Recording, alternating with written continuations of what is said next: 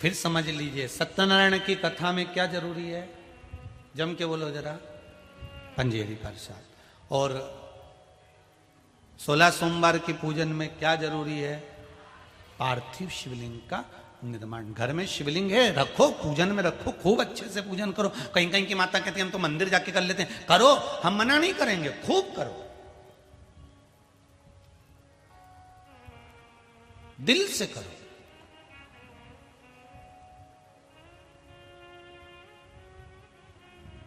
पर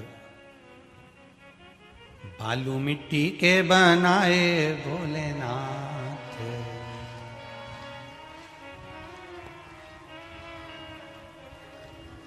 चढ़ाऊं लोटा जल भर के। शिवलिंग का निर्माण करिए, उसकी पूजन करिए, उसका सुख ही दूसरा है, सुख दूसरा है।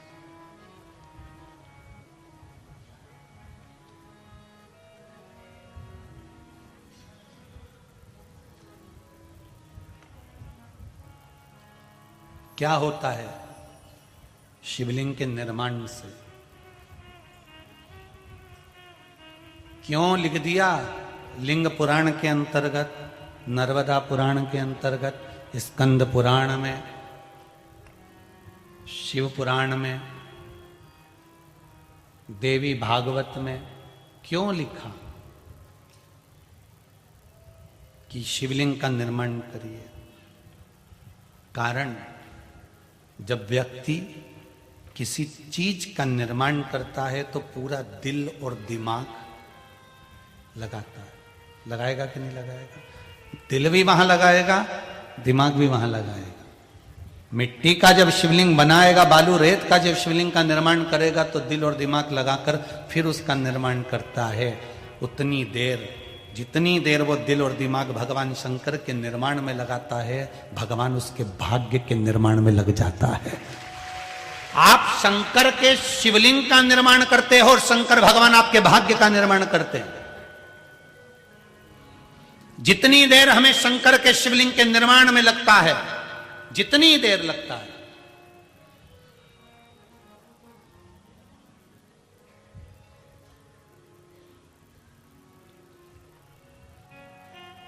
जितना समय हमें शंकर भगवान के शिवलिंग के निर्माण में लगता है, उतनी देर भगवान शंकर भी होता है। किसी किसी का शिवलिंग जल्दी बन जाता है, किसी किसी का शिवलिंग देर से बनता है, किसी किसी का शिवलिंग बनाने में उसको टाइम लग जाता है, किसी किसी की मिट्टी गीली हो जाती है तो उसको सुखाने में टाइम लग जाता है, किसी किसी ने नंदी बनाया तो वो फेल गया, किसी ने शिवलिंग बनाया तो वो नीचे हो गया, तो वो किसी किसी को टाइम लग। तो समझो कि उसने शिवलिंग बनाया तो उसका तुरंत बन गया, तुम्हारे शिवलिंग में टाइम क्यों लग रहा है? तो जरूर समझ जाना कि भगवान मेरे को गढ़ने में थोड़ा समय लग रहा है, मतलब मेरे भी भाग्य को भगवान को लिखने में थोड़ा समय लग रहा है, इसलिए मेरा शिवलिंग बनाने में मुझे थोड़ा सा समय लग रहा है, मुझे थोड़ा समय लग रहा है, बने।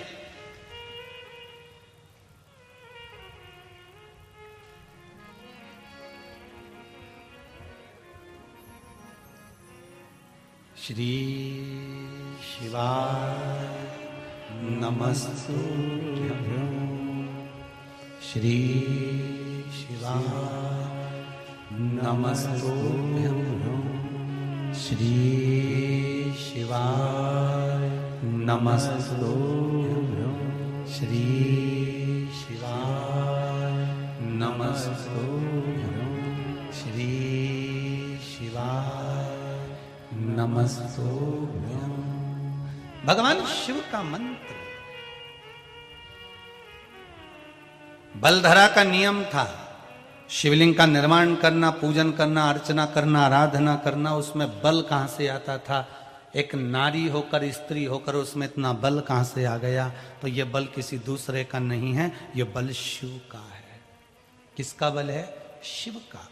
आप अगर शंकर के मंदिर में जाकर एक लोटा पानी चढ़ा रहे हो तो आपके जीवन में आप किसी के भी सामने दम से खड़े हो सकते हो कि हाँ, मुझे पीछे से सपोर्ट करने वाला मेरा देवाधिदेव महादेव मेरे पीछे खड़ा हुआ है।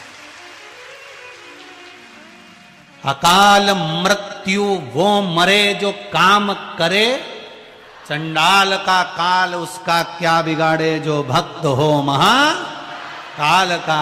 मेरे पीछे महाकाल खड़ा हुआ है, मेरे पीछे देवाधिदेव महादेव खड़ा हुआ है, क्यों घबराऊं।